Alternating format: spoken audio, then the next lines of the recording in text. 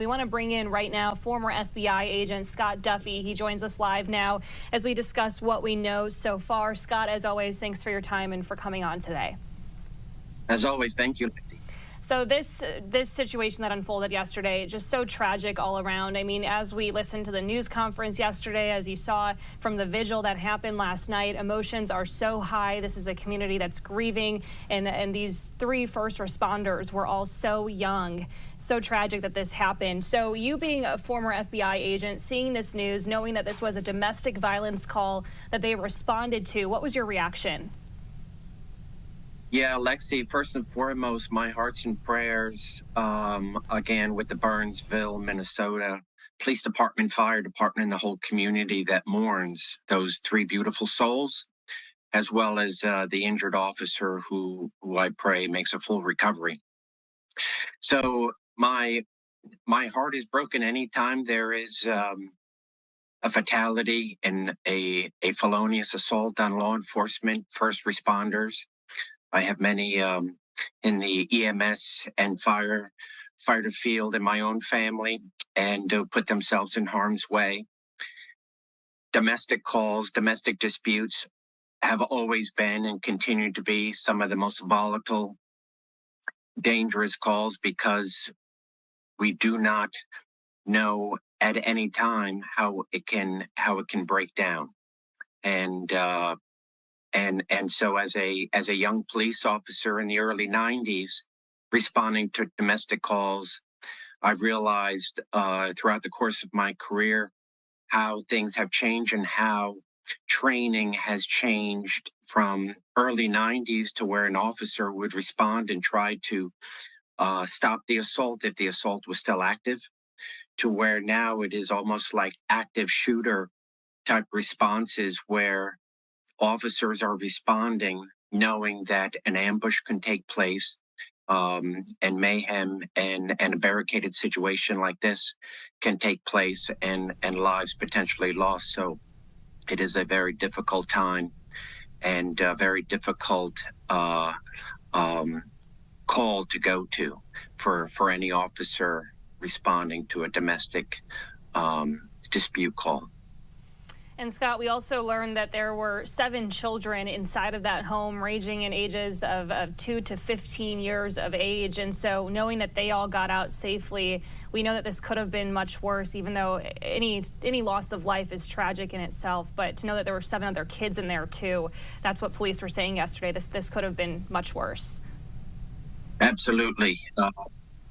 Whether it be 7 children, 1 child, or anybody else in that household, other than the barricaded subject, and law enforcement has to respond in with extreme care for potential victims, either to be used as human shields, where obviously this subject, the father of these children,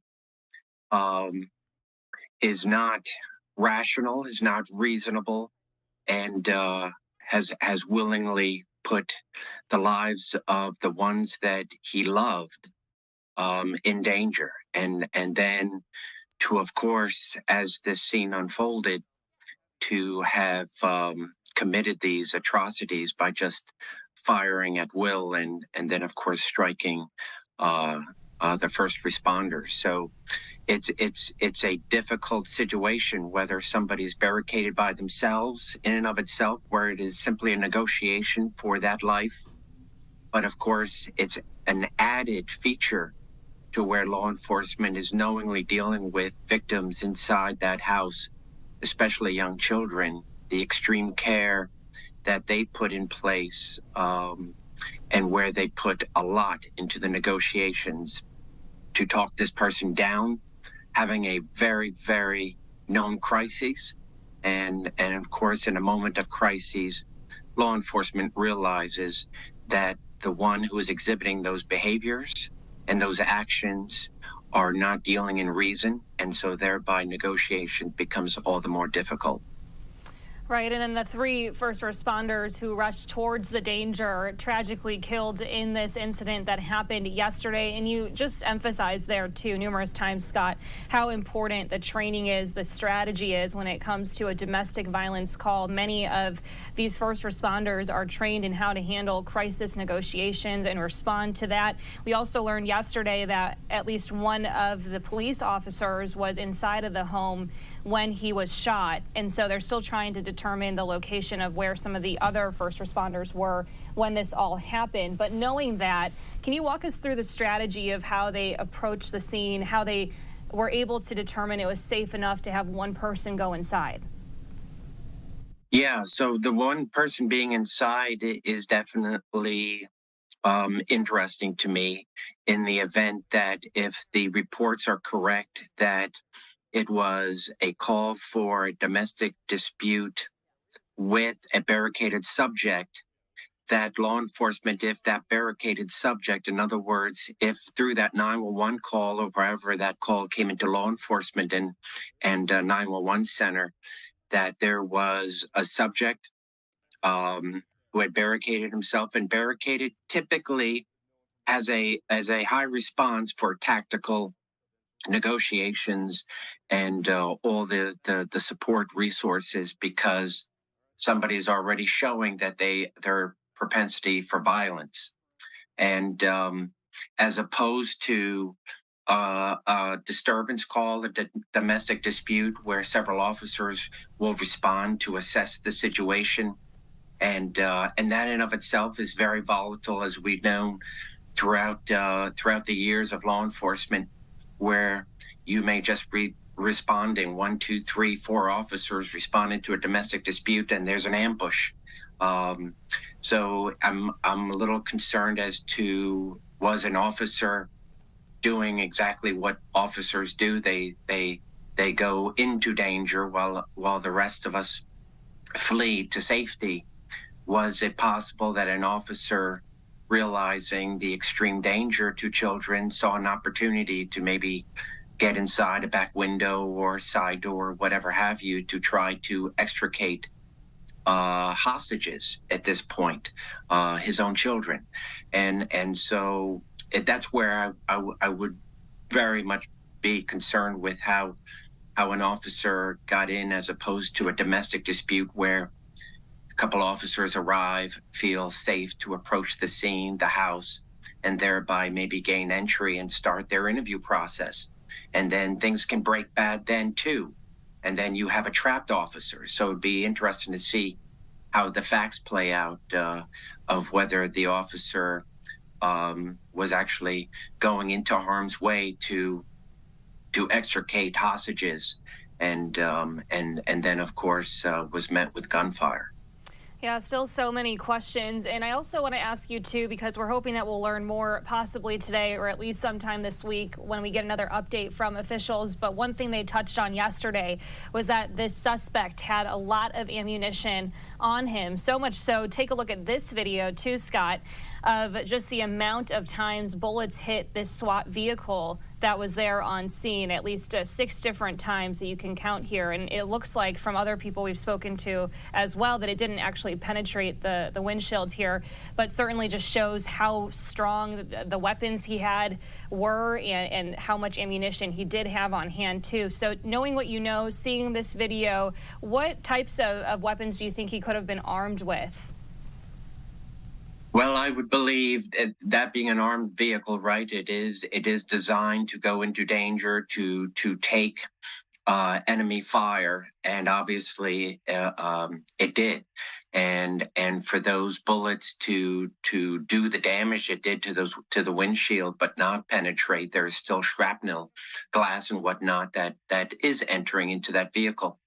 So I would say that they are high-powered weapons, and the fact that they are going to go in and do their investigation, recover those weapons, it will also tell me that you have a subject who was lying in wait, that the subject had planned this, and that the intent was to do harm against law enforcement, and he ultimately affected his will.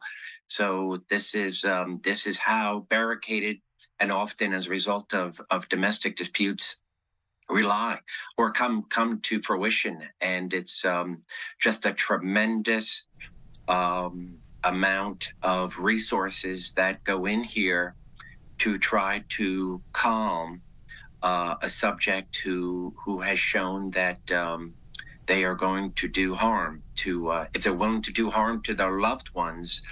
They absolutely have no problems doing harm to those who are coming to protect and to remove those loved ones from harm's way. And that's what we've seen unfold here. No different, Lexi, than in my own backyard here in Pennsylvania a couple of weeks ago with Delaware County, Pennsylvania.